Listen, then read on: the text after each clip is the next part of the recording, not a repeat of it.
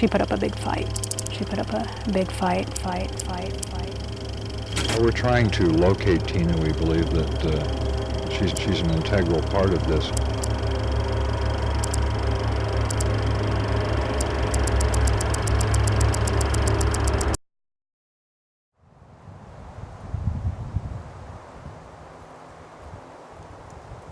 As the tall trees dance in the soft breeze, you can't help but think, this has to be one of the most peaceful settings in all of Plumas County.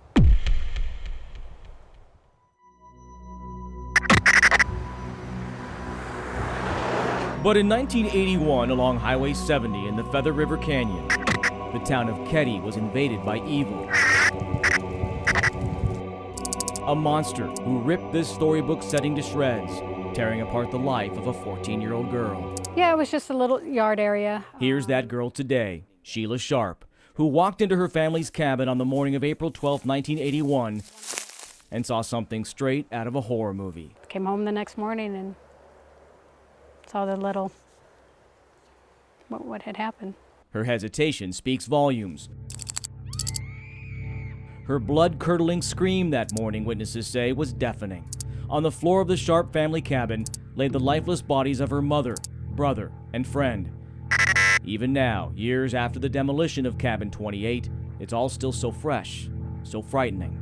When I opened it, I saw, which apparently I did say it was my brother, but I don't remember it being my brother, right by the door. Her 16-year-old brother and his 17-year-old friend were stabbed, beaten with a claw hammer, and strangled, as was her mother. She put up a big fight.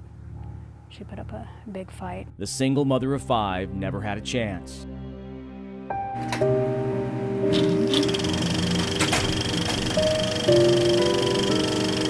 In 3 short reels of home movies discovered just this past August, Sheila and her family are there, alive and well, all blissfully unaware that Mother Sue and Brother Johnny would be brutally murdered 4 years later. The tragedy also would hit Sheila's sister Tina.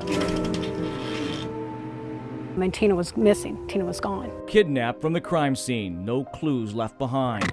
This is CBS 13 archive footage from a detective hours after the discovery. We're trying to locate Tina. We believe that she's an integral part of this and that she may be the clue that we're looking for. 3 years later, Tina's skull would be found in a remote area, 60 miles from the murder scene. You know, my mom and I were close, and you know, all of us were close, but Tina, you know, she was I call her my angel. Her angel, who went through hell. Her family, nearly wiped out in the blink of an eye. You know, this is where my family was, you know, and this is where I can kind of connect with, you know, with my family.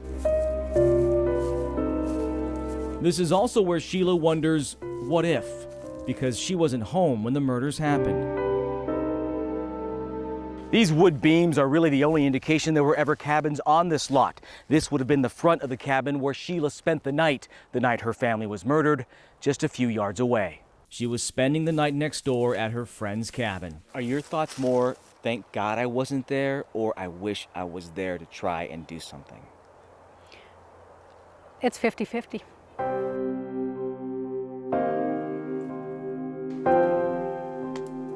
Sometimes I sit there and think, well, if I was there, maybe it wouldn't have happened.